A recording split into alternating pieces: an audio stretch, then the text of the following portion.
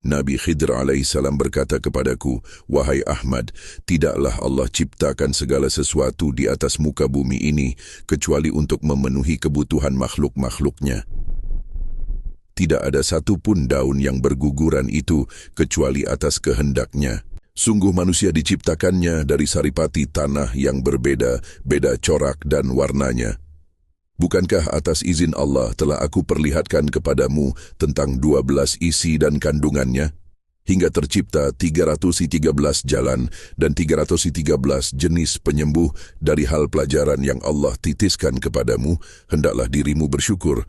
Sungguh Allah menciptakan segala sesuatunya berpasangan, dan Allah berkata-kata kepada mereka, sungguh hewan-hewan dan tumbuhan memujinya.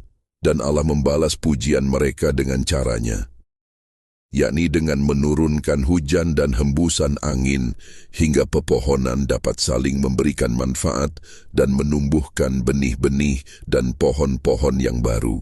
Begitu pula hewan-hewan yang tunduk dan memuji Allah dengan cara yang berbeda-beda.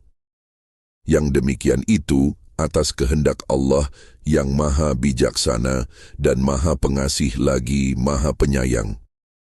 Wahai Ahmad, bukankah telah dirimu saksikan beberapa hewan yang melakukan solat di pagi hari di atas gunung Qaf?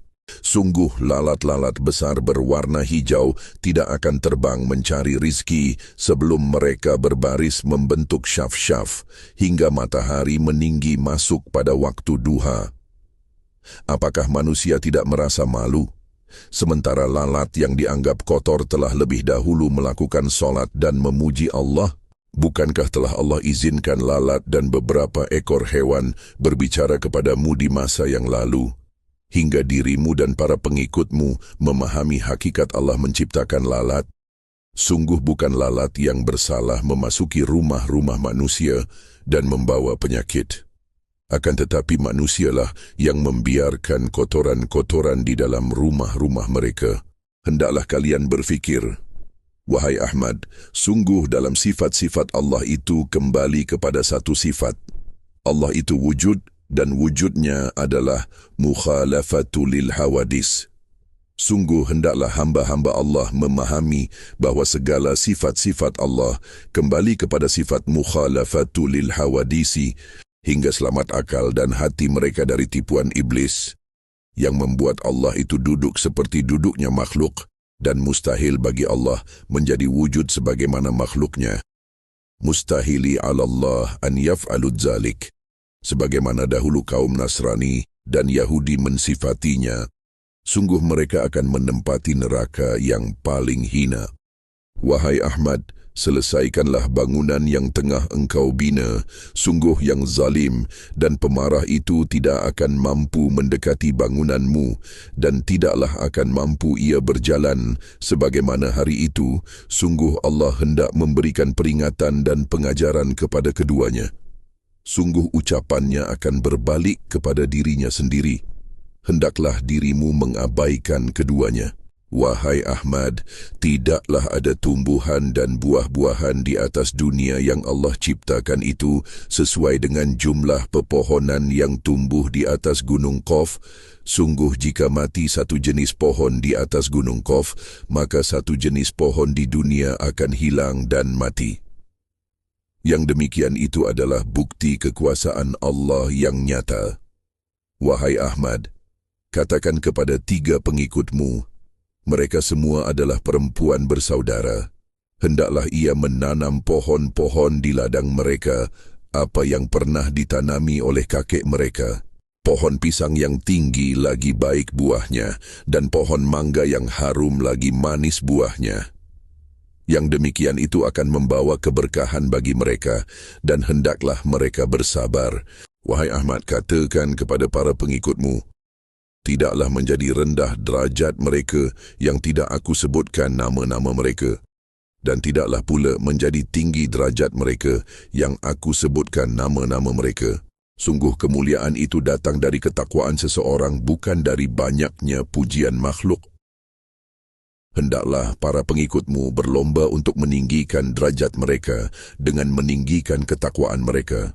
Wahai Ahmad, sungguh perbuatan yang ringan namun sulit dilakukan kaum perempuan dan sebagian kaum laki-laki di zamanmu adalah menahan hati dan tangan mereka untuk menuliskan aib mereka pada alat-alat di tangan mereka. Status curahan hati pada media sosial hingga kemaksiatan dan kezaliman terjadi atas dasar hal itu. Sungguh yang demikian itu adalah perbuatan yang sia-sia. Sungguh hal itu membuka jalan syaitan-syaitan dan Allah melarang hamba-hambanya mengikuti jalan syaitan. Hendaklah istri-istrimu dan para pengikutmu menjauhi perbuatan itu. Wahai Ahmad, apakah dirimu hendak mengabaikan hingga hampir-hampir dirimu mengharamkan yang telah Allah halalkan kepadamu? Apakah dirimu menganggap Maria Qitbihiyahmu sebagai seorang anak? Sungguh apa-apa yang dirimu katakan tanpa sengaja kepada istri-istrimu yang lain hampir saja mendatangkan murka Allah atas dirimu. Sungguh ia sangat menghormati Zainabataanmu dan mengikuti nasihat-nasihatnya. Apakah hendak kalian tutup jalan taubat dan pengabdian dari seorang yang hampir menjadi budak, lalu Allah menjaganya dan menjadi hamba yang merdeka? Sungguh pada kisahmu tanpa dirimu sadari membuat pilu hati kakekmu yang mulia Muhammad. Janganlah mengulangi hal yang dibenci Allah dan para penduduk langit. Sungguh Allah meletakkan kesamaan antara ketiganya. Wahai Ahmad, selesaikan 3 hari bersama yang pertama, lalu datangi yang ketiga selama 3 hari, setelah itu datangi yang kedua selama 3 hari, dan janganlah dirimu membiarkan mereka melalaikan solat subuh, kecuali dirimu menjadi imam dalam solat itu. Dan bacakanlah ayat-ayat Al-Quran, lalu carilah malam yang terbaik untuk mereka berkumpul. Lalu ajarkanlah mereka syariat dan ilmu-ilmu yang bermanfaat, Akhlaqul Karimah dan kitab Jawahirul Makhfiyah.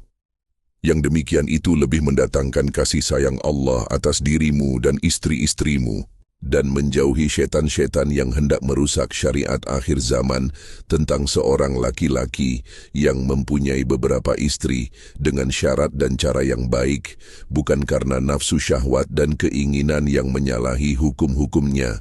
Dr. Ahmad Fahmi bin Abdullah Alwi Syams.